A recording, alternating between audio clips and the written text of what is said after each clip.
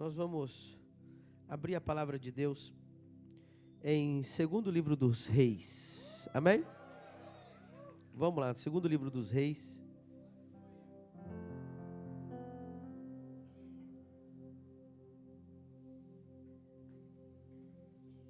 Capítulo 2.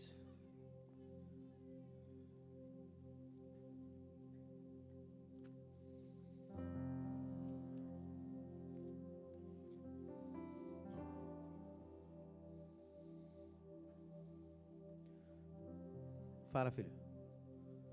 Hã? Atualizou para 68 visitantes. Ah, não era 40, é 68. Uau. A igreja inteira, Caleb, visitando a igreja. Vou te dizer, você que está visitando, foi o Espírito Santo que te trouxe aqui. Bem-vindo ao avivamento. Sabe, eu estava lá em Brasília e eu cheguei num evento de uma igreja desconhecida que eu nunca tinha ido.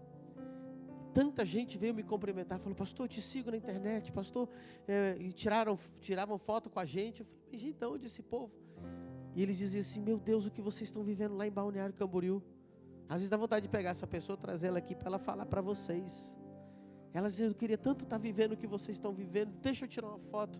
Ai, ora para mim ir lá para Balneário Camboriú. Meu Deus do céu, o que vocês estão vivendo lá? Amém? Valoriza. A Bíblia diz que o povo de Israel não soube discernir o tempo da sua visitação. Já imaginou que triste pode ser você ter passado Jesus na tua frente, lá na Bíblia, imagina. Naquele caminho lá onde o cego Bartimeu gritava: filho de Davi, tem misericórdia de mim. Lá tinha muitos outros cegos, muitos outros aleijados. Mas eles não discerniram que Jesus estava passando por ali. Você está discernindo o que Deus está fazendo aqui em Balneário Camboriú? Você está discernindo o dia da visitação? Você está discernindo? Ou você está achando que é só mais uma igreja, é só mais um culto, é só mais um pastor, é só mais uma palavra? Não é só mais um. Coisas que olhos não viram, nem ouvidos ouviram, nem subiu ao coração do homem, é o que Deus tem operado no nosso meio. Todos os dias, todos os cultos. Aleluia. É verdade ou não é? Quarta-feira, irmão, eu fui pedir um testemunho, acabou o culto, não consegui pregar. Vocês lembram quem estava aqui? Foi só milagres. Meu Deus, vou até parar de falar de milagres agora, porque senão não vou pregar mais. Pensa no homem fominha de pregação, sou eu, irmão. Amém. Pode fechar agora que eu vou. Até para com o teclado, que senão já vai dar vontade de orar para os outros. Sai daí. Não, já fico. Minha mão já coça para ir, né? Eu vou pregar hoje, irmão. Hoje é meu aniversário, eu faço o que eu quiser. Que o Espírito Santo quiser. E sucedeu, vamos lá, versículo 1. Coloca lá no telão. Vocês gostaram desse telão? Vai ficar mais bonito ainda depois. Sucedeu que, quando o Senhor estava lá para elevar Elias no redemoinho ao céu, Elias partiu de Gilgal com Eliseu. E disse Elias a Eliseu: fica-te aqui, porque o Senhor me enviou a Betel. Porém Eliseu disse: vive o Senhor e vive a tua alma, que não te deixarei. E assim foram a Betel. Vamos falar sobre esses lugares. Diga comigo: Gilgal, Betel. Verso 3. Então os filhos dos profetas. Diga comigo: filhos. Olha essa palavra, filhos dos profetas. Que estavam em Betel, saíram ao encontro de Eliseu e lhe disseram: sabes que o Senhor hoje tomará o teu senhor por sobre a tua cabeça? E ele disse: também eu bem o sei, calai-vos. Olha o 4. E Elias lhe disse: Eliseu, fica aqui, porque o Senhor me enviou a Jericó. Porém ele lhe disse: vive o Senhor e vive a tua alma, que não te deixarei. E assim foram a Jericó. Então os filhos dos profetas que estavam em Jericó chegaram a Eliseu e lhe disseram: sabes que o Senhor hoje tomará teu senhor por sobre tua cabeça? E ele disse: também eu o sei, calai-vos. Elias disse: fica-te aqui, porque o Senhor me enviou ao Jordão. Mas ele disse: vive o Senhor, vive a tua alma, que não te deixarei. E assim ambos foram junto ao Jordão. Verso 8, 7. E foram 50 homens dos filhos dos profetas e pararam de fronte deles e longe, e assim ambos pararam junto ao Jordão. Agora toda a atenção é pouca. Então Elias tomou a sua capa e a dobrou e feriu as águas, as quais se dividiram para os dois lados e passaram ambos em seco. Sucedeu que, havendo eles passado, Elias disse a Eliseu: pede-me o que queres que te faça, antes que seja tomado de ti. E disse Eliseu: peço-te que haja porção dobrada de teu espírito sobre mim. E disse: coisa difícil pediste, se me vires quando eu for tomado de ti, assim se te fará, porém se não, não se fará. E sucedeu que, indo eles andando e falando, eis que um carro de fogo com cavalos de fogo os separou um do outro, e Elias subiu ao céu num redemoinho. Levante a mão direita para o céu e diga: Espírito Santo, eu abro a minha mente, meu coração, meu espírito, para receber a sua palavra e ser transformado por ela, em nome de Jesus. Amém. Glória a Deus. Queridos, eu quero falar hoje sobre paternidade espiritual. Diga comigo: paternidade espiritual. Isso é uma palavra muito importante para os dias de hoje. Na verdade, sempre foi importante, mas talvez tão desconhecido, talvez tão mal ensinado. E hoje eu queria colocar fundamento apostólico. Deus me chamou para ser um apóstolo, sou um apóstolo. E um dos trabalhos de um apóstolo é colocar fundamentos. Amém? Então, hoje eu quero trazer esse fundamento para a sua vida, em nome de Jesus. Nós estamos lendo a história de Elias e Eliseu.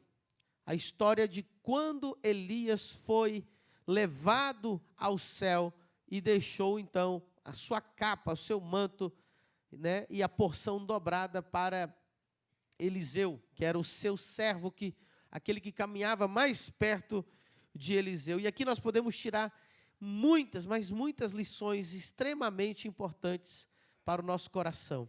Você está preparado? Glória a Deus. Queridos, você viu aqui várias vezes a palavra filhos dos profetas. Diga comigo: filhos dos profetas. Quem eram esses filhos dos profetas? Quem seriam esses filhos dos profetas? Filhos dos profetas, começou a história da escola de profetas de Samuel. Quem ouviu falar da escola de profetas de Samuel? Samuel era uma oferta que Ana fez a Deus. Ela foi entregue no altar, foi entregue no templo para servir a Deus, para estar ali consagrado para o ministério. E começou a acontecer algo muito interessante. Depois que Ana ofereceu a Samuel, muitas outras mães começaram a oferecer os seus filhos também. E Samuel decidiu, então, lá em Ramá, criar a tão famosa, o nome tão conhecido, Escola de Profetas. E ali, jovens de todo Israel vinham e eles entravam na Escola de Profetas e eles contam a história bíblica, várias ocorrências, que eles louvavam a Deus com suas harpas, com seus instrumentos, e a presença de Deus era tão forte ali na escola de profetas, que diz a Bíblia uma vez, que Saul, quando estava procurando matar Davi, ele foi procurar para ver se Davi estava lá em Ramá, na escola de profetas. Saul, olha só, com sangue nos olhos para matar Davi, ele estava indo lá para assassinar Davi. Quando ele entrou na escola de profetas, diz a Bíblia que o Espírito Santo veio sobre ele e Saul começou a profetizar. Imagina o ambiente que havia naquele lugar, que um homem que estava irado contra Davi, procurando matá-lo, entrou no ambiente e começou a profetizar. E era um ambiente de adoração, era um ambiente de louvor. E esses jovens, esses que moravam ali, que passavam o dia servindo a Deus, passavam o dia servindo os profetas, eles eram chamados de filhos dos profetas. Olha que coisa interessante. E esses são os filhos dos profetas que aparecem aqui nesse texto, quando Elias e Eliseu estão caminhando, estão passando de Gilgal para Betel, e ali eles vão aparecendo, e eles vão conversando com Eliseu, dizendo, hoje Deus vai levar o seu Senhor. E ele dizia, eu já sei, calai-vos. Esses meninos eram chamados de filhos dos profetas. Por quê? Porque os profetas eram os seus pais espirituais. A paternidade espiritual já é algo de cultura de Deus, desde sempre.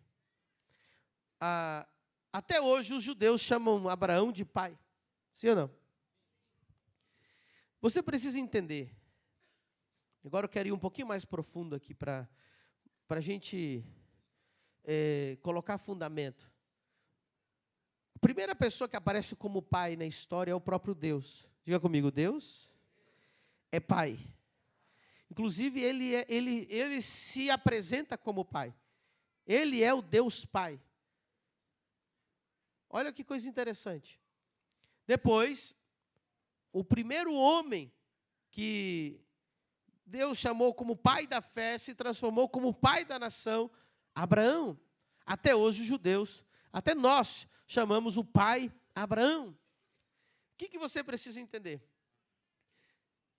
Existe hoje, e isso são estudos muito recentes, esses estudos só existem faz uma década, não tem 2 décadas que esses estudos estão saindo, isso que está mostrando, preste muita atenção no que eu vou te dizer, que uma criança que nasce, cresce e se desenvolve na vida sem a paternidade, essa criança, já fizeram todos os estudos que você imaginar nessa última década sobre a paternidade. Os que cresceram sem pai e os que cresceram sem mãe. E você vai ver que os que crescem sem pai são a probabilidade de ir parar numa cadeia, numa prisão, a probabilidade de terminar em depressão, terminar em suicídio, toda classe de problemas por causa da falta de paternidade. A sociedade, hoje, quase todos os problemas emocionais, problemas sociais, se você pesquisar, você vai ver que é um problema de paternidade. Já aí depois fizeram os estudos com crianças que crescem sem a mãe, porém com o pai, não têm os mesmos problemas. Elas continuam tendo sucesso, elas continuam indo para a faculdade, elas continuam tendo, porque a paternidade é algo que traz identidade para as pessoas. Diga comigo, identidade. E uma pessoa sem identidade é uma pessoa que não vai ter autoestima. Pessoa sem identidade é uma pessoa que não vai saber lidar com a vida. É uma pessoa que ela não vai ter confiança nela mesma. Uma pessoa sem identidade é uma pessoa que vai ter muitos problemas. E se você analisar a sua vida, você que teve problemas com seu pai, você que teve problemas com a autoridade, o que você está vivendo hoje pode ser fruto de todo esse acúmulo de problemas com a paternidade que você teve. Deus quer curar a paternidade no seu coração hoje. Eu posso ouvir um amém? Obviamente que a primeira paternidade que precisa ser revelada a você é a revelação do Pai. Se nossa igreja não entender a revelação do Deus Pai, nós não vamos ser uma igreja sólida, nós não vamos ser uma igreja poderosa, nós não vamos ser uma igreja saudável. Um cristão saudável, ele tem a revelação do Pai. É muito fácil descobrir a revelação de paternidade que cada um tem. Eu consigo descobrir em 1 minuto, ou menos, em 15 segundos eu consigo descobrir qual é o nível de revelação de paternidade que você tem, ou não tem nenhum tipo de revelação da paternidade de Deus. Quem quer saber como que eu faço? É assim, ó, os filhos antigos já sabem. Na hora que você pede para orar, às vezes o louvor está bombando, aquela unção, aquela graça, aquele aplauso, aquela coisa tão maravilhosa. E aí você diz para os irmãos assim, irmãos, agora vamos orar. O que acontece com a maioria dos crentes que não tem revelação alguma de paternidade? Eles murcham, abaixam a cabeça, murcham, assim. Senhor meu Deus, oh Senhor, eu venho diante de Ti. Ele murcha na hora. Quem já viu gente fazer isso? Por que eles murcham assim? Porque quando eles vão falar com Deus, a revelação que eles têm de Deus não é a revelação do Pai. A revelação dela é de um senhor, de um coronel, um general, um juiz, um rei. Mas como é que Jesus nos ensinou a orar? A primeira palavra é Pai. Mas qual é a primeira palavra? Eu não imagino, irmão. Eu não imagino eu chegar na casa do meu pai, e a hora que eu vejo meu pai, eu baixo a cabeça e falo, meu pai, eu venho aqui. Quando eu vejo meu pai, eu vou abraçar ele, eu sorrio. Pai, que bom que te ver, saudade. Sorridente. Qual é a revelação que você tem de Deus? Se a sua revelação da paternidade de Deus não estiver no lugar, o cristianismo não vai funcionar para você. Você vai sofrer a vida inteira, porque você não entendeu que você é filho. Quantos hoje vão entender que são filhos? Deixa eu contar mais sobre... Eu sempre conto essa história, como tem tanto visitante, tanta gente nova. Uma vez eu estava na igreja, numa oração, e tinha um irmão orando. E ele estava lá no canto gritando assim, Jeová! Ei, Jeová! Fiz direitinho, né? Você já ouviu esse irmão orando? Quem já ouviu o irmão orar assim? Aí eu cheguei para o irmão e falei, irmão, vem cá. Que história é essa de Jeová? Jeová é o nome de Deus, é Jeová Rafá, Jeová Nissi, Jeová Shalom. E ele foi falando. Eu falei, tudo bem, eu sei que é Jeová, né? Está na Bíblia, Jeová. Mas, quando você conversa com o seu pai, como é que é o nome do seu pai? Ele falou, Silvio. Eu falei, quando você fala com o teu pai, você chama ele de Silvio? Não, eu chamo ele de pai. Ah.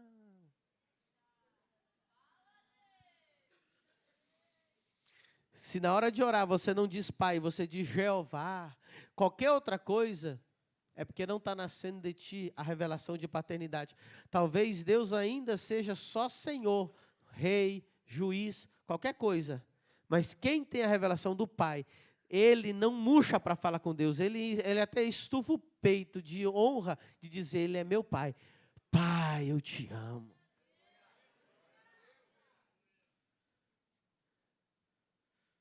Você está aqui, crente? Deus já começou a falar.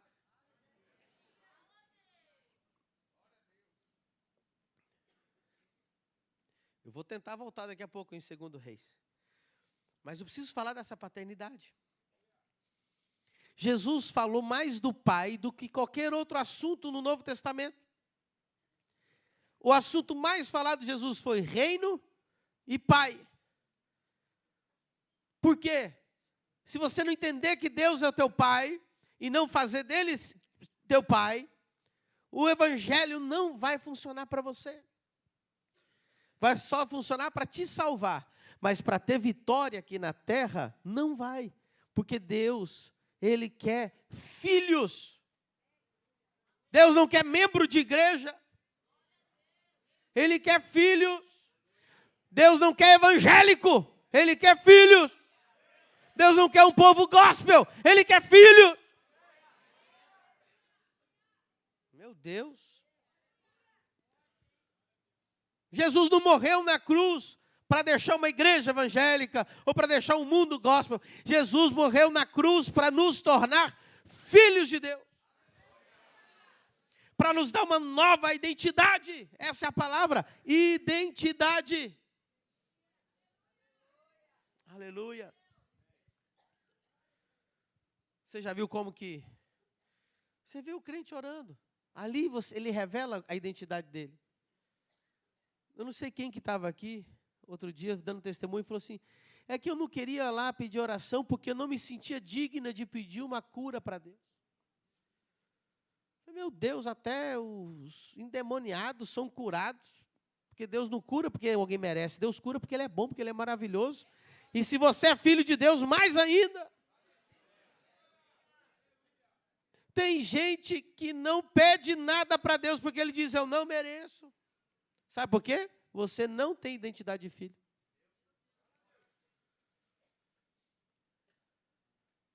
Imagine que você tem uma doméstica em casa, uma funcionária, e ela tem um filho, ok? Imagine que você tem uma doméstica, essa doméstica tem um filho, e um dia, ela pede para levar o filho dela no trabalho. Ok? Aí vai chegar a criança. E a criança chega lá. O taxista, o Uber, deixou a criança lá. Ela vai chegar lá na porta. O que ela vai fazer quando chegar na porta?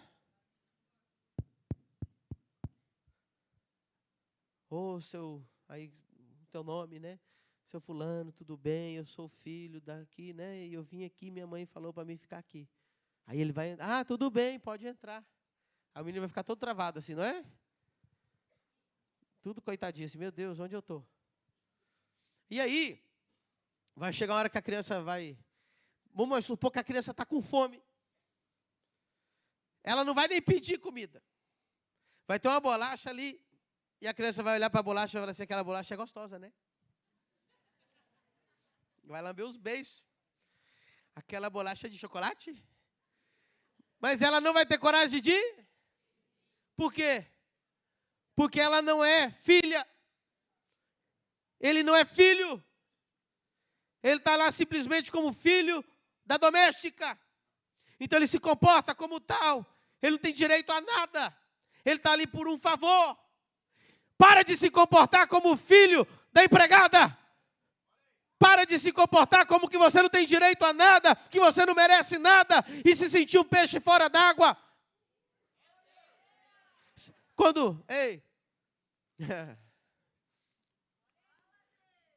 Já viu quando o filho chega em casa da escola? Ele toca a campainha, ele arromba a porta. Cheguei! Ele pega a mochila, ele joga lá na cama dele e vai correndo lá para a cozinha. E a mãe não serviu a mesa ainda, ele já vai abrindo as panelas. Ai, que fome, estou morrendo de fome. Tira a mão daí, menino. Aí ele vai lá atacar o danoninho escondido da mãe. Tira, menino, para comer danoninho antes de almoçar, não. Mãe, não estou aguentando. Ele nem pede permissão, ele vai pegando, porque ele é dono da casa. Deixa eu dizer uma coisa, quem é filho não fica choramingando, ele não fica com a cabecinha baixa, ele anda com a cabeça erguida, ele toma posse da sua vitória, ele toma posse das suas bênçãos, ele toma posse da sua cura, ele toma posse da sua prosperidade, ele toma posse porque é dele.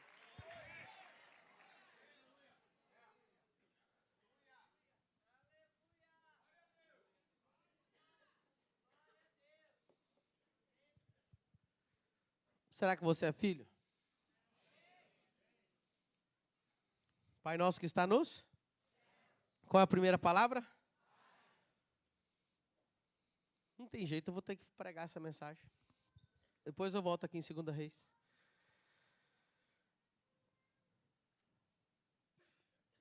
Eu lembro, eu era novo convertido. E novo convertido gosta de aprender a orar. Quem aqui lembra quando está aprendendo a orar? Quem está aprendendo a orar ainda assim? Que está começando, está aprendendo a orar. Então, como que eu aprendi a orar? Eu aprendi de 2 maneiras. Primeiro, eu ouvi o que as pessoas oravam perto de mim. Então, eu ia naqueles cultos de oração, nas vigílias, naquelas rodinhas. né? As pessoas davam a mão assim, e aí o que as pessoas oravam era o que eu orava depois. E eu lembro, irmão, aleluia, eu lembro que a minha mãe sempre orava para um anjo que tinha a espada desembainhada. O anjo da espada desembainhada. E eu só orava com esse negócio do anjo da espada desembainhada. Quem já orou com esse anjo da espada desembainhada? Eu não sabia orar, então eu falava, vou ficar orando. E eu começava a orar em nome de Jesus, o anjo da espada desembainhada. E eu só orava assim. Né? Mas aí eu queria aprender mais, né? Porque eu estava cansado desse anjo da espada desembainhada. Falei, cara, aprendeu outras coisas, esse anjo aí já cansei, nunca vi ele. Aí eu fui no curso de novos convertidos na minha igreja, lá na época, uma igreja americana. Fui lá no curso. E o curso era como orar. Então, era muito legal, eles davam, eu não lembro se era 12 passos, eu só sei que dava 1 hora, não sei se era 5 minutos, te dava várias coisas para você fazer. Baseado lá no Pai Nosso e baseado nas ideias deles.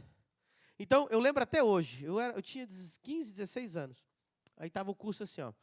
Primeiro, comece a oração pedindo perdão a Deus. Aí eles falavam para você ficar 5 minutos pedindo perdão a Deus. Depois de 5 minutos pedindo perdão a Deus, 5 minutos agradecendo a Deus. Depois de 5 minutos agradecendo a Deus, era 5 minutos louvando a Deus.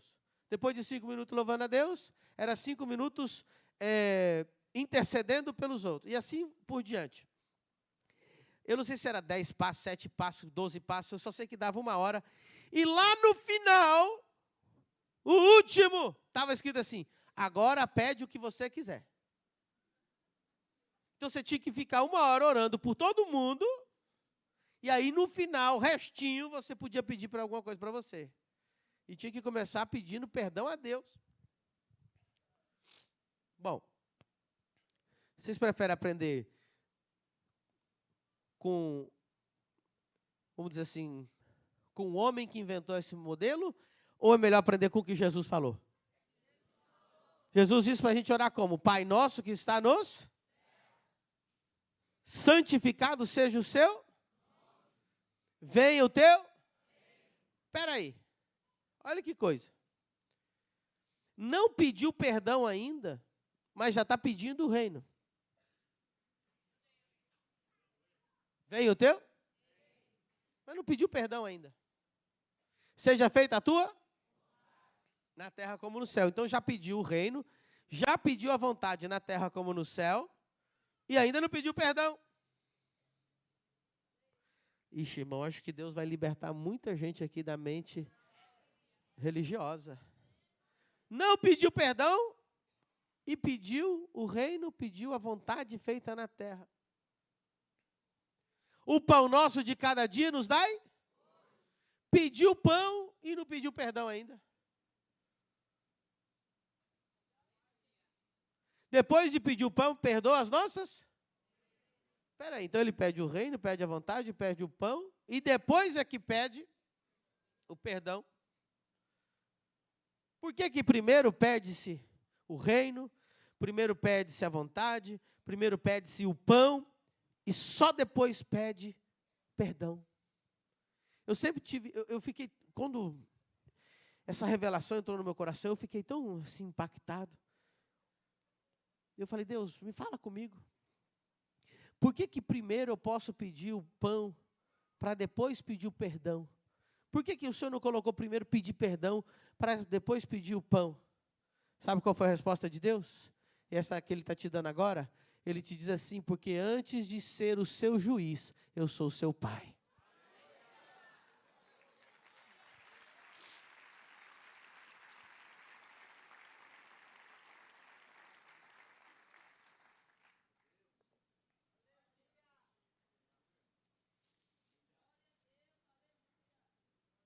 Sabe?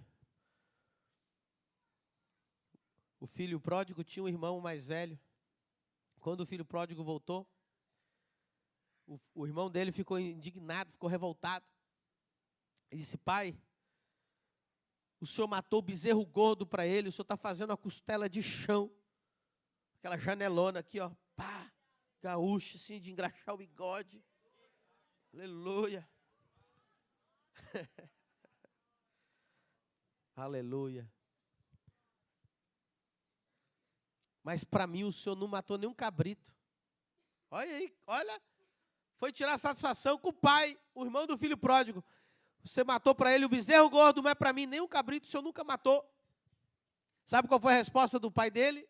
Filho, tudo que eu tenho é teu.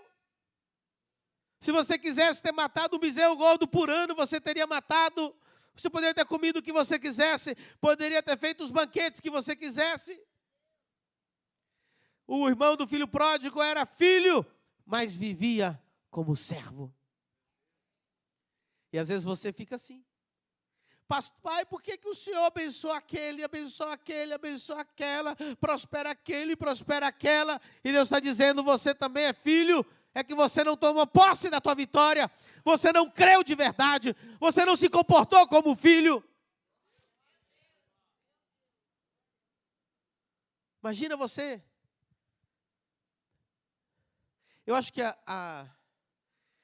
o céu vai ser maravilhoso, amém? Todo mundo que vai para o céu, quem vai para o céu? Vai ser maravilhoso, mas todo mundo vai ter uma decepção. Pelo menos uma. Essa, ninguém vai deixar de ter essa decepção no céu. Pastor, vai ter uma decepção? Vai. Você vai chegar lá no céu, um anjo vai pegar, vai dar um tapa na tua nuca, assim, seu besta. Ó, aí ele vai abrir assim um armário gigante, e fala assim, ó, toda essa bênção estava para você lá, você não pediu, você não foi atrás, você não teve fé, você ficou vivendo igual um mendigo lá, sendo que você é filho de Deus.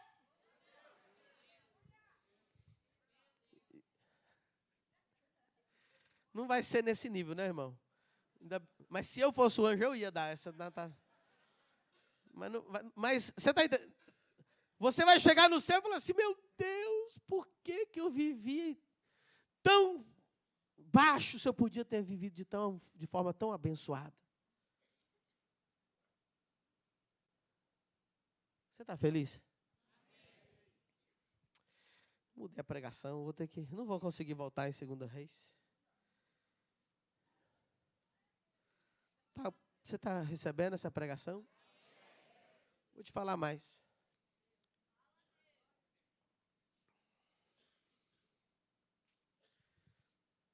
Olha só.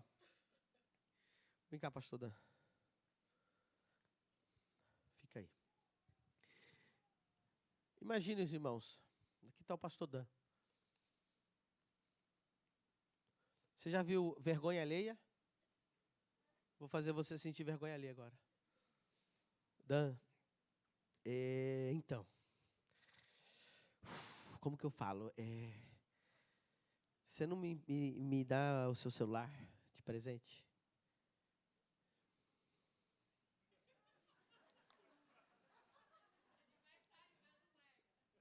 Tá chato ou não tá?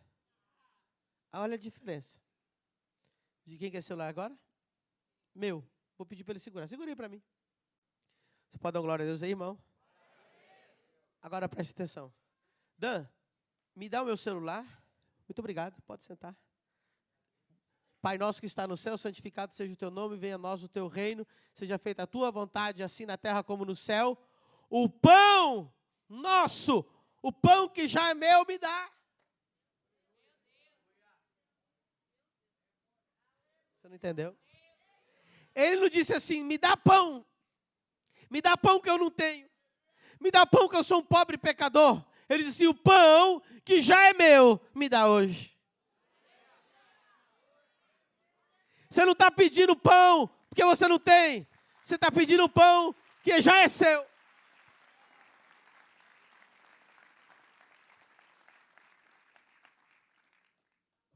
Talvez eu tenha te dado uma das maiores revelações que eu já recebi na minha vida. Qual que é essa revelação? Sabe por que os milagres não acontecem na sua vida? Porque você está pedindo algo que não é seu, que você acha que não tem. Sabe quais são os milagres que vão acontecer na sua vida? Quando você pedir, crendo que já é seu.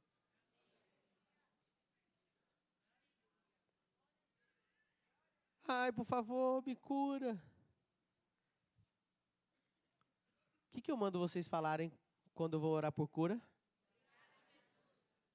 A palavra obrigado quer dizer que você já recebeu, que já é seu. Então, olha a diferença. Ai, por favor, me cura.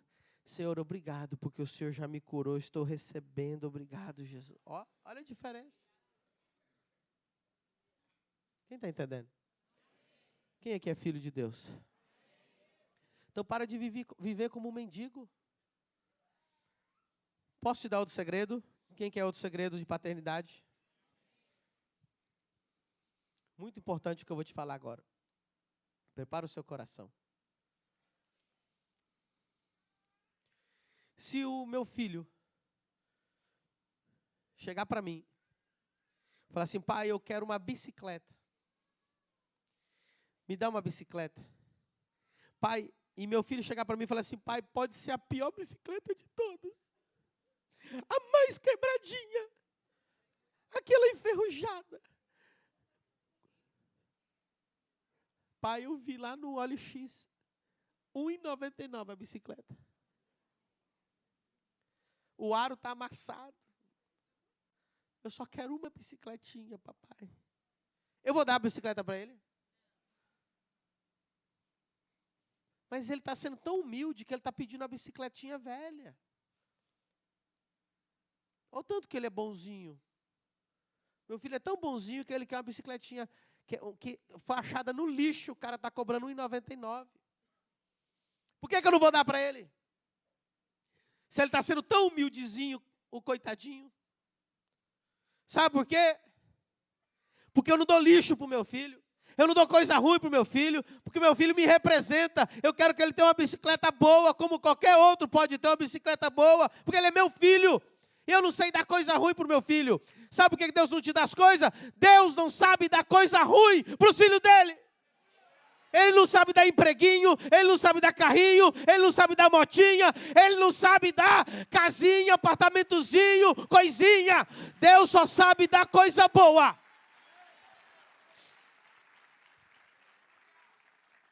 O dia que você pedir coisa boa para Deus, Ele vai te dar. Porque quando você fala, me dá uma coisa ruim, Deus fala, eu não sei dar coisa ruim.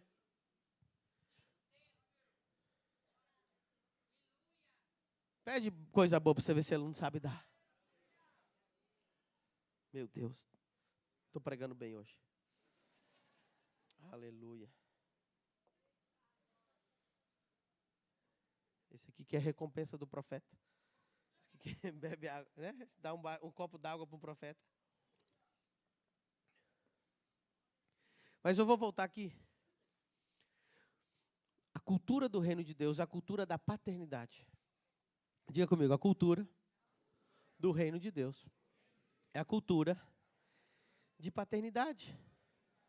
Então, se você não tiver resolvido a paternidade de Deus no seu coração, todas as outras paternidades, você vai continuar tendo problema. Aí tem a paternidade, obviamente, biológica, que nós entendemos. Olha o que a Bíblia diz. Honra o teu pai e tua mãe, primeiro mandamento com promessa, para que te vá e que prolongue os seus dias sobre a terra. Primeiro mandamento com promessa é honrar pai e mãe. Agora, quem mais era chamado de pai na Bíblia? Diga comigo, os profetas, os sacerdotes, os apóstolos, eram chamados de pai. Por quê? O que o pai dá? Olha para você entender. Pai dá identidade. Diga comigo, identidade. Todo mundo que sofre com problema de paternidade, homem e mulher, tem um problema de identidade. Você vê que pessoas que se ofendem facilmente, e assim a igreja está lotada de gente assim, pessoas que se ofendem com qualquer coisa, elas têm um problema de falta de identidade, falta de paternidade. Tudo ela interpreta como um ataque à pessoa dela. Por quê? Porque ela não tem identidade. Por exemplo, Só um filho que tem identidade de filho sabe ouvir não. Quem não é filho não sabe ouvir a palavra não. Ele entende o não como uma rejeição da pessoa dela. Essa pessoa precisa de uma cura na alma dela com a questão da paternidade. E ela vem para as igrejas carregando esse problema. Então, por exemplo, ela fala assim, pastor, eu queria tanto servir na área tal. Não. Se ela é filha e ela é resolvida, ela vai falar, tá bom, então você viu outra coisa.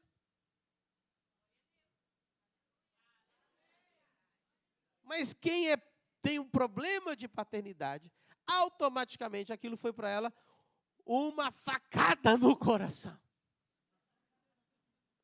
Por quê? Ela não sabe ouvir não. Sabe o que o pai te ensina? O pai, coisa que mãe não consegue fazer direito, o pai é que faz, é colocar limite e falar não para a criança o tempo todo. Vai lá em casa para você ver. Meu irmão, as crianças dão um malabarismo na pastora. A hora que eu digo, não! Só a voz, parou na hora. Quem não tem paternidade, quem não cresce com o pai, quem não tem essa identidade, não sabe ouvir não, chega na igreja e quer ouvir sim para tudo. Não tem limite. Eu quero sentar lá onde os pastores sentam. Eu quero cantar a hora que eu quiser. Eu quero subir a hora que tal. Eu quero ter acesso. Eu quero. E aí quando eu ouvi não, eu fui ferido naquela igreja. Foi ferido coisa nenhuma, que você não sabe ser filho. Não tem limite. Pode ver. Quase todo o grupo carcerário. Gente sem pai. Nunca aprenderam limite. Criança que não cresce sem limite vira psicopata. Não sabe ouvir um não. Ela acha porque a mãe, ela sempre vai, a mãe, ela cuida de outro jeito, ela dá um amor, e ela diz sim, e amor, e amor, e amor, e amor, e o pai mostra amor colocando limite. Você já viu, igreja, que o pastor tem problema de paternidade? Onde ele não sabe dizer não? Vira uma baderna, vira a casa da mãe Joana. O povo no louvor briga um com o outro. Os diáconos brigam dentro lá, porque o pastor fala sim para todo mundo. E se você falar sim para todo mundo, meu irmão, vira um caos. Sabe por que essa igreja cresceu? Quem quer saber?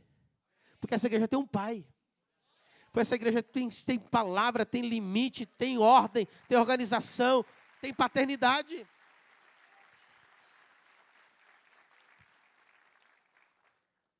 Tem gente que está apaixonada por essa igreja porque entendeu a paternidade, percebeu a paternidade, e tem gente que está horrorizada com essa igreja porque tem paternidade. Como assim horrorizada? Eu cheguei lá, eu queria uma oportunidade e não me deram. Aqui não é show de calouro não, meu filho. Show de calouro que fica dando oportunidade. Aqui você vem ser filho. Você não vem se aparecer. Alguém vê estrelinha cantando aqui? O dia que vocês verem alguém que foi estrelinha aqui, não manda descer. A estrela é Jesus aqui, meu filho. Entendeu? Eu começo a falar assim, tem gente que já está irritada ali, já está com cara de que chupou limão. É demônio. Tem problema com a paternidade, porque o pai fala não. E eu não tenho medo de falar não. Eu tenho uma identidade muito clara nessa igreja, eu sei quem eu sou, eu sei que Deus mandou fazer. E pastor que fala sim para manter as pessoas na igreja, o dia que você falar não, ele sai e ainda leva um monte de gente. Então, se você que é pastor, fale não desde o dia 1. Você pode ver, quem é filho, irmão, não tem problema com ouvir não. O diácono fala assim, não pode sentar aí, senta aqui. Tá bom, eu sou filho mesmo, eu sento em qualquer lugar. Eu sento até no chão. Quem não é filho, o diácono mal, é em demônio o diácono coitado. Grosseiro. Mentira, nem foi grosseiro, você está aumentando as coisas. Não disse que eu não. Falta de identidade. E falta de identidade traz o quê? Falta de autoestima. Falta de confiança. Aí tem que ficar pisando em ovos com aquele irmão. É um saco ficar pisando em ovos com aquele irmão. Ai, tem que ver como que vai fazer para falar para ele, porque vai que ele sai da igreja. Meu irmão, se o pai tem que ter cuidado para como ele vai falar com o filho, porque o filho vai sair de casa, então ele não é pai, nem o menino é filho.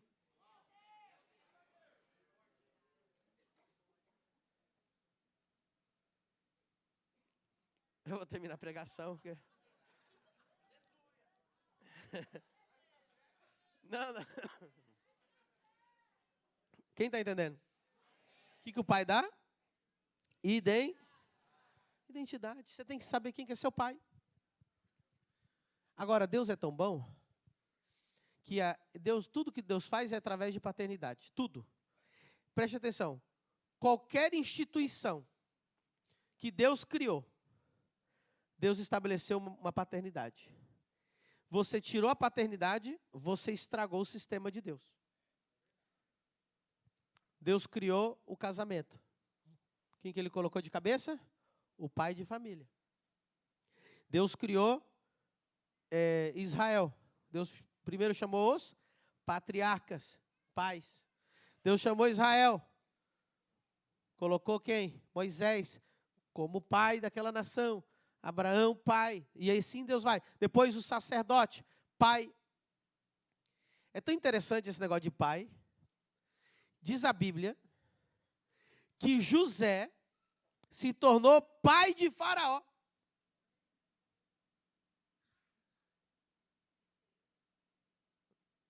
Você que não leu a Bíblia, depois vai lá ler. Faraó chamava José de pai. Pode pesquisar, pesquisei, pastor Dan. Por quê? Porque Faraó se submeteu a José espiritualmente, tinha ele como pai espiritual. Quem dava as ordens espirituais sobre a vida de Faraó? Não era José? Então Faraó via José como pai espiritual. Traz identidade. É muito bom a paternidade. Deus criou a família, pôs um pai. Deus criou a igreja. E sabe o que ele fez? Colocou pais. Inclusive Paulo disse, vocês podem ter muitos tutores, muitos mestres, muitos instrutores, mas pai você só tem um, falando dele. Paulo falando, eu sou o pai de vocês. Então, tudo que Deus faz, Deus coloca um pai. Como toda a estrutura de Deus é uma estrutura familiar. A igreja, a pior coisa que existe é uma igreja democrática. Se você vai numa igreja democrática, eu te recomendo a sair correndo de lá. Porque numa casa não existe democracia. Numa casa existe o pai que manda e acabou.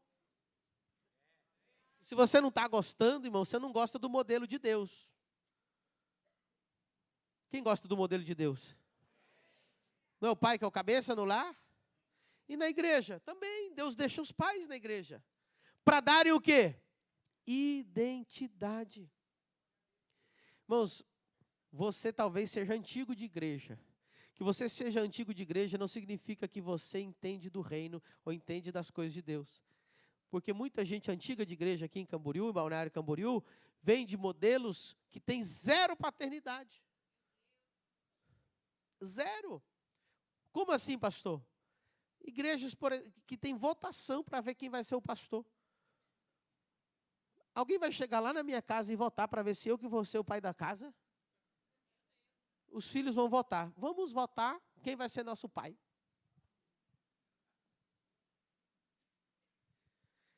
Você está entendendo, crente? Democracia não existe, é teocracia. Deus que manda, Deus colocou os cabeças e é assim que nós vamos funcionar do jeito de Deus. Está fazendo sentido essa palavra para você? Então, das igrejas, Deus colocou pai. Então, quando nós falamos de paternidade espiritual, para que o pai traz? É identidade. Você tem que ter a sua identidade. E hoje nós temos pessoas que elas têm muita dificuldade de reconhecer paternidade espiritual. Por quê? Não é o problema, às vezes nem é dela, é o sistema que ela veio. Muita gente veio de uma igreja de consumo gospel, supermercado evangélico. Então, o que é uma igreja de consumo gospel? Você vai lá consumir produtos gospel. Eu vou consumir hoje um pregador que vai lá, um cantor que vai lá, ou uma campanha que está lá. Inclusive, eu falo 21 dias, não é campanha não, irmão. A pessoa vai lá consumir, ela vai lá adquirir alguma coisa, pegar uma bênção e vai embora. Esse tipo de igreja vai ir acabando, porque Deus não estabeleceu igreja como supermercado gospel. Igreja é uma família. Inclusive, tem gente que veio hoje aqui para pegar uma bênção e ir embora. Aí Deus te pegou. Você não imaginava que eu ouvia essa palavra. Mas presta atenção, Deus te ama. Quem fica pulando de galho em galho, quem fica por aí perambulando, é o espírito de Caim, espírito de vagabundo, espírito que não tem moradia, espírito que não sabe de onde vem, de onde vai, não tem identidade.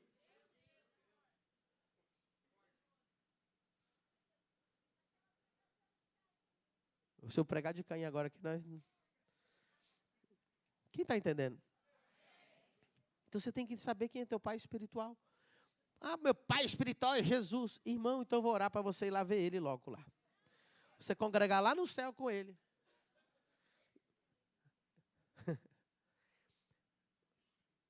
O pai espiritual traz identidade.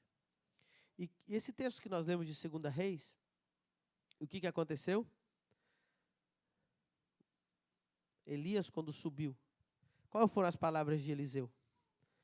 Meu pai, olha o versículo 12, que a gente não leu, a gente leu até o 11. 2 Reis 2:12, já estou terminando. Porque hoje é domingo e tem os crentes domingueiros que não aguentam. Ai, eu não volto mais nessa igreja. Passou 5 minutos do horário. Então vai na missa.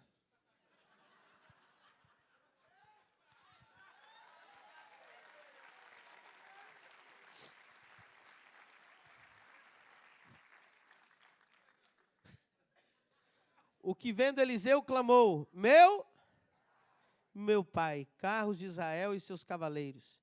E nunca mais o viu, e pegando as suas vestes, rasgou-a em 2 partes.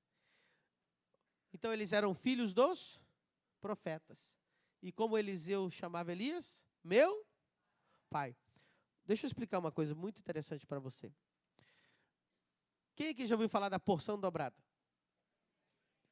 Bom, a maioria aprendeu errado. Eu também, por muitos anos, aprendi errado. Então, hoje nós vamos aprender certo.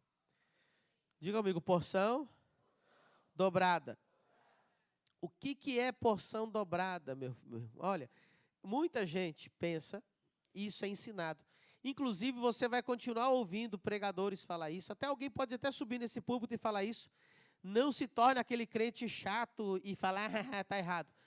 Porque você até hoje também aprendeu errado. Então, agora você vai aprender o certo, não para você julgar quando alguém falar errado. Você só vai aprender o certo para você ter a revelação do que a Bíblia está querendo dizer. Amém? Amém? Eu falo isso, irmão, porque crente quando aprende mais fica chato. Não seja chato, amém? Ok, vamos lá. Porção dobrada não é ter o dobro da unção. Vou repetir. Porção dobrada não é ter o dobro da unção. Primeiro, ninguém pode dar o dobro daquilo que ele tem. Eu só posso dar o 100% do que eu tenho. Faz sentido? Se eu tenho R$1.000, é tudo que eu tenho. Eu consigo te dar 2.000? Não. O máximo que eu tenho é 1.000, quanto que eu vou poder te dar? Então, não, é impossível você dar o que você não tem. Inclusive, foi o que Pedro disse, aquilo que eu tenho, eu te... Ok. Então, por que ele pediu a porção dobrada? É muito simples. Essa palavra, porção dobrada, depois você pode pesquisar, tá? Não pesquise agora no Google, pesquise depois do culto. A palavra porção dobrada, ela aparece na lei de Moisés, explicando que o primogênito, diga comigo, primogênito. Presta atenção, naquela época eles tinham muitos filhos. E o primogênito recebia a porção dobrada. É a porção do primogênito. Então, como que funcionava? Quando ia dividir as terras, ia dividir os bens, né? O pai dava a maior porção e a porção dobrada para o filho primogênito, e ele continuava o patriarcado, ou seja, ele agora ia ser o homem mais importante da família, o filho primogênito. Ele assumiria a posição de patriarca do pai. Quem entendeu agora? Quando Eliseu pediu a porção dobrada, lembra que tinha um monte de filhos dos profetas lá passando, por onde ele passava? Então, presta atenção, Elias assumiu a posição de Samuel como o pai dos profetas, daqueles meninos, filhos dos profetas. Quando eu digo menino, já era homem. E Eliseu, o que ele estava dizendo? Eu não quero ser somente um filho dos profetas. Eu quero ser o primogênito que recebe a porção. Eu quero assumir o patriarcado espiritual. E o que ele disse para ele? Ele falou, você pediu uma coisa muito difícil. E aí, sabe o que ele fazia? Elias dizia para Eliseu, fica aqui, que eu estou indo para outro lugar. Eu estou indo para Betel. Fica aqui, que eu estou indo para Jericó. Fica aqui. E sabe o que ele dizia? Vive o Senhor e vive a minha alma, que eu não te deixarei. Sabe o que eu acho lindo aqui, irmão? O filho, até quando o pai fala para não vir, o filho vai. Quem não é filho, irmão, ele está procurando uma desculpa para não ir. Mas o filho diz, eu vou contigo até o fim. Eu vou contigo até o final. Eu vou contigo na luta, eu vou contigo em Jericó. Depois eu vou pregar uma mensagem, explicar como que é cada lugar que eles passaram. E o filho foi até o final. E ele recebeu a porção dobrada. Ele recebeu a porção do primogênito. Ele recebeu a porção que o tornou o novo patriarca entre os profetas. Sobe o teclado, pode subir o louvor aqui em cima. Eu quero dizer para você mais uma coisa muito interessante. Sabe o que acontece, irmãos? Nós viemos de uma cultura no Brasil e nós chamamos a cultura ocidental. Essa cultura que nós crescemos. Nós não conhecemos a cultura bíblica. Nós precisamos entender a cultura bíblica. Você sabia que Jesus, ele não era o único que batizava? Você sabia que tinha outros que batizavam na época? Quem sabia? Tanto é que João Batista já batizava. Deixa eu te explicar uma coisa sobre batismo que é muito importante. Você sabe por que os batistas, eles são chamados de batistas? Porque eles batizam. Quem aqui já foi batista? E eles batizam de novo. Os batistas são famosos porque eles batizam de novo. E você sabia que eles não estão errados? Para nós pentecostais, para nós que temos raiz assembleiana, é um pecado. Não, como é que vai batizar de novo se já foi batizado uma vez em Cristo? Um batismo, está escrito o texto. Por que então o batista batiza de novo? Né? Da onde veio esse entendimento? Não estou dizendo que eu sou batista ou assembleiano, nós somos família do reino. Mas eu quero falar outra coisa para você. Quando alguém escolhia, ou era escolhido, tinha duas formas de você ter um mestre naquele tempo de Jesus. Você podia ser convidado pelo mestre, e tinha muitos na época de Jesus, mas muitos. Naquela época não tinha escolas. Não existia uma escola que você ia lá frequentar uma escola. Existia mestres. E você podia se tornar discípulo e filho desse mestre. De duas formas. Ou você podia procurar ele, ir até ele, pedir para ele para você ser discípulo. Ou ele podia te convidar. Se ele gostasse de você, ou ele tivesse algum porquê de te chamar, ele podia te chamar. vem e me segue. E para seguir qualquer mestre na época de Jesus, qualquer, tinha que ser batizado pelo mestre ou pelos discípulos daquele mestre. Me pergunte por quê? Se não era só Jesus que batizava, que simbolismo tinha o batismo dos outros? Muito simples. O batismo significava que você ia ter uma imersão completa em tudo que o teu mestre ia te ensinar. Você ia morrer para você mesmo e você ia ressurgir daquelas águas para ser um seguidor e um filho do seu mestre todos os dias da sua vida. Então, quando Jesus batizou, ele não tinha que dar uma aula de batismo. Todo mundo já sabia o que era o batismo. Então, quando os discípulos de Jesus batizavam, o que eles estavam dizendo? Eu vou morrer para mim mesmo, vou viver igual o meu mestre, vou ser um seguidor dele, vou viver do jeito que ele vive. Quem está entendendo? Então, só para resumir os batistas, eles estão dizendo, se você vai batizar aqui na nossa igreja, você vai declarar que você aceita toda a doutrina bíblica que nós vivemos, que nós ensinamos, que nós pregamos. Faz sentido agora para vocês? Então preste atenção. Nós vivemos num mundo ocidental tenebroso, porque não existe mais paternidade espiritual por aí. O mundo ocidental criou as faculdades e as escolas, aonde os mestres, eles dão uma aula, pega quem quiser, aprende o que quiser, sai a hora que quiser, e ninguém está obrigado a seguir. Inclusive, a aula do Ocidente é, faça o que eu digo, mas não faça.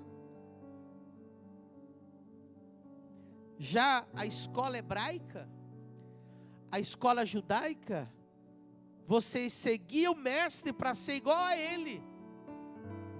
O ensino hebraico era, faça o que eu faço, seja como eu. Um dos maiores mestres da Bíblia, que era chamado de pai, era Paulo. Paulo dizia, sejam meus imitadores. O que nós ouvimos hoje na escola ocidental de pastores, nos púlpitos, eles dizem, não sejam meus imitadores, não olhem para mim, eu não sou uma boa referência, o sangue de Jesus tem poder. Nós precisamos de pais espirituais, que dão identidade aos seus filhos espirituais, que pode olhar nos olhos e dizer assim, seja meu imitador, se comporte como eu, veja como eu vivo.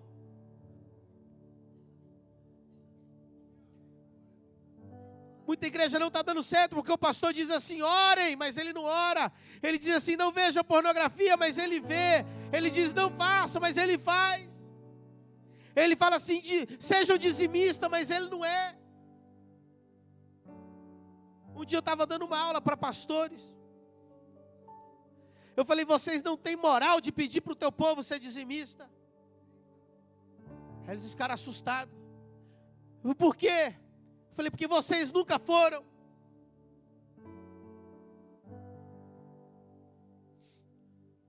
Sabe por que eu chego aqui com autoridade para falar de cada assunto? Você só tem autoridade para falar daquilo que você vive.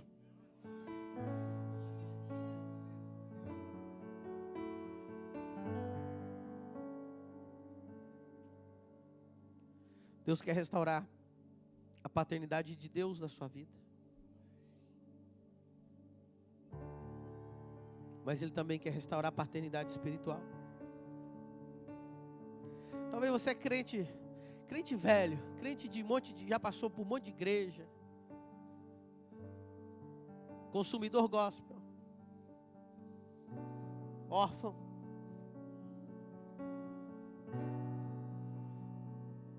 Quem vai por aí pegando o que dão para eles assim, ó, que vai caindo das mesas, é cachorro de rua. Vai cheirando qualquer canto, vê o que cai, uma sobrinha, alguém me dá alguma coisa. Criança de rua que sai pedindo, mendigando. Alguém me dá qualquer coisa. Nunca para em lugar nenhum. Deus não te chamou para ser mendigo. Deus te chamou para você ter identidade. Mas para ser filho você vai ter que aprender a ouvir não. Para ser filho você vai ter que aprender a conviver com os teus irmãos. Que todos eles têm defeitos. Teu pai também tem defeito.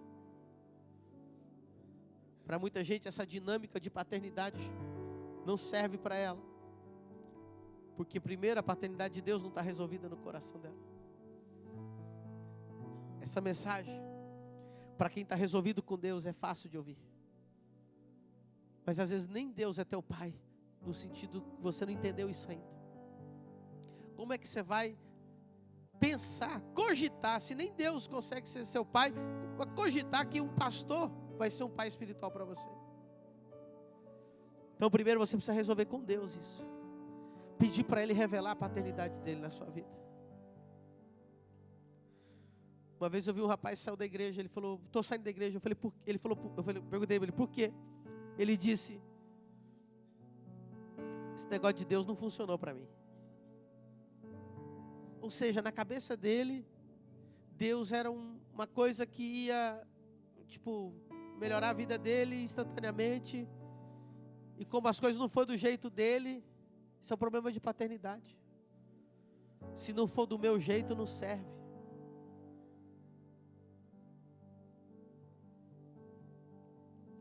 No tempo bíblico, todo mundo tinha um monte de irmão. Hoje em dia, cada vez menos, até tem muita criança, né, que é filha única. Quem é que cresceu com um monte de irmão? Então você sabe que não é do teu jeito. Meu irmão, quando você tem um monte de irmão, não tem essa. Não tem a minha cama, o meu computador. Irmão, você vai pegar o dos outros, até a cueca você vai herdar. Filho único que é mimado, irmão. Agora quem cresce com um monte de irmão, não tem mimo. Eu sou filho do meio, irmão. Eu fui ter minha roupa própria depois de adulto. Quando eu fui criança, eu só herdava a roupa do meu irmão. Dá uma raiva. Quem herdava a roupa aqui? E tava, né? Deixa eu te falar, no reino de Deus você não é filho exclusivo, não. Para com escutar essas pregações que você é o único, exclusivo, você é o rei da cocada. Você não é nada, você é mais um irmão entre os irmãos.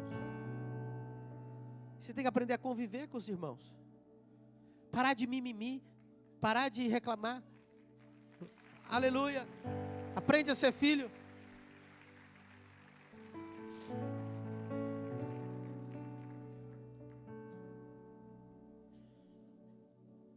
Um dia o irmão falou, pastor, o senhor corrige a pessoa assim, o senhor não tem medo dela ir embora não? Eu falei, se for embora não é filho.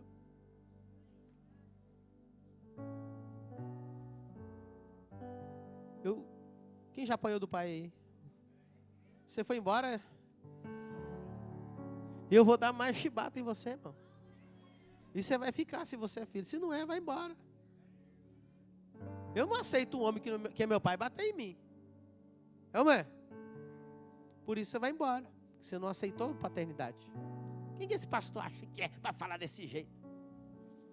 Esse pastor. Agora, o dia que você fala assim, meu pastor, é diferente.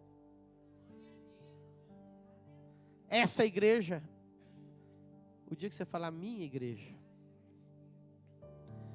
Os irmãos daquela igreja. Aí é uma coisa. Agora quando você falar assim, os meus irmãos.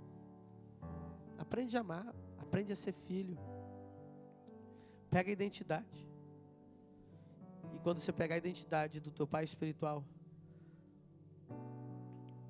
você vai aprender várias coisas. Todos os meus filhos, todos, eles aprendem, eles pegam o DNA espiritual. Vou te falar algumas características, que isso não é visível aos olhos humanos. Vou explicar espiritualmente o que o DNA espiritual dessa casa tem. Santidade. Se você for ser filho dessa casa, você vai amar a santidade. Se você ama o pecado, você vai procurar outra igreja. Você não vai aguentar ficar aqui. Porque o DNA dessa igreja é santidade. Quem caminha com a gente nessa casa e tem o DNA dessa casa, começa a viver por fé.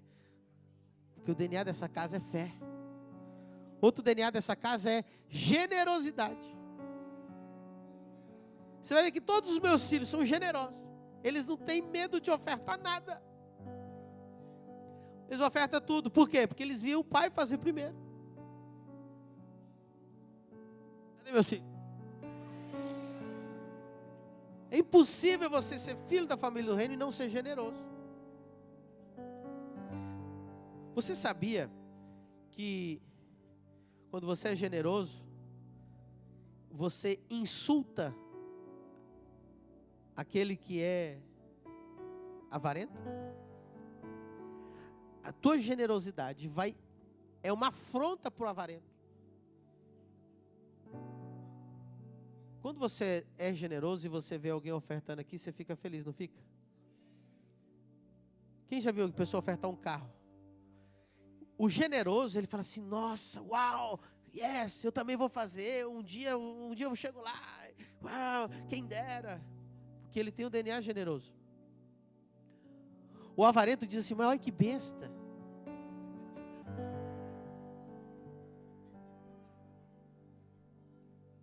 É o espírito de Judas. Aí, olha lá, dando oferta para o pastor, primícia, onde já se viu? Pastor ser honrado. Avarento. Você está sendo insultado pela generosidade. Você não suporta a generosidade. Quem consegue entender? Mesma coisa, aquele que ama o que é promíscuo, que não é santo, quando ele vê alguém que é santo, ele diz, mas que besta. Em vez de estar curtindo a vida, é porque você não entende nada de santidade. Quem não tem fé também não entende quem caminha por fé. Quando a gente fala assim, vamos fazer um templo ali do outro lado assinado, R$0 na conta. Os filhos dizem assim, é isso aí pai, nós temos fé, Deus vai fazer. Quem não tem fé, quem não tem esse DNA da fé, diz assim, povo é louco, vai endividar. Eu vou ficar de fora assistindo. Aí toma. Aí não deu R$1 de oferta, mas vem aqui sentar aqui e ficar xeretando. Não ofertou R$1, meu irmão. É demônio. Se você fosse filho dessa casa, diga comigo, santidade, fé, generosidade, honra. Quem tem desonra, meu irmão, não suporta ver honra. Idolatria. É demônio. Você não suporta ver honra. Porque o teu DNA é de desonra. Você nunca honrou ninguém. Então quando você vê alguém honrando, aquilo te confronta, aquilo te insulta. Só pode ser idolatria, não é idolatria. A Bíblia diz, dai honra a quem tem honra. É um mandamento.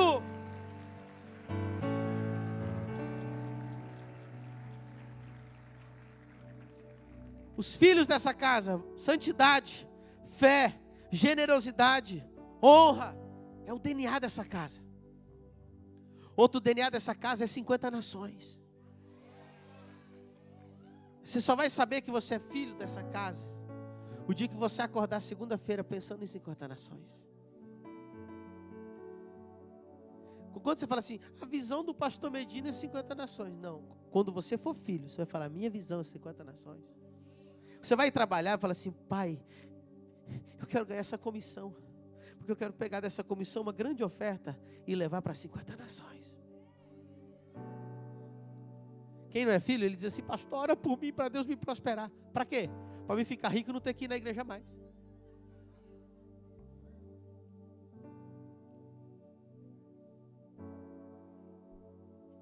Fé, honra, generosidade, santidade, amor. Quem aqui quando entrou nessa igreja se sentiu amado, abraçado, recebido? Ai pastor, mas o senhor está falando de amor, mas o senhor mandou fulano embora da igreja. É que eu amo tanto a igreja. Deixa eu te falar, a família do reino, ela não é pública. Se você está sentado aí, sinta-se privilegiado, você é um convidado. Comporte-se como tal. Igreja não é público. O governo nunca pôs R$1 aqui. São os membros dessa igreja que pagam as contas dessa igreja.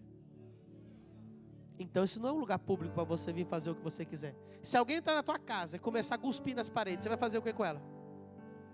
Você vai, eu amo tanto essa pessoa que eu não sei nem quem é que está cuspindo nas paredes da minha casa. Eu vou ficar limpando, vai cuspindo que eu vou limpando. É assim que você vai fazer? Ou você vai mandar embora? Então eu só mando embora dessa igreja quem está cuspindo nas coisas. Quem vem sujar as coisas.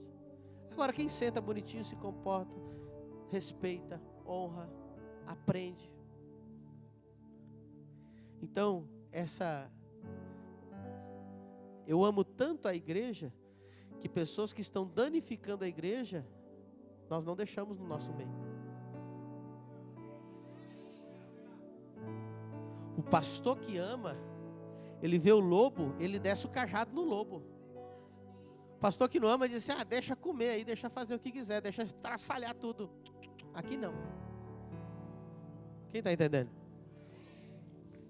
Aplauda o Senhor Jesus. Vamos ficar em pé.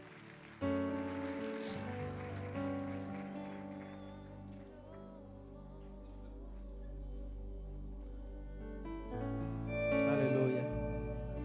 Nós vamos cantar um louvor. Eu queria que você cantasse com a gente. Vamos? Oh, Pai,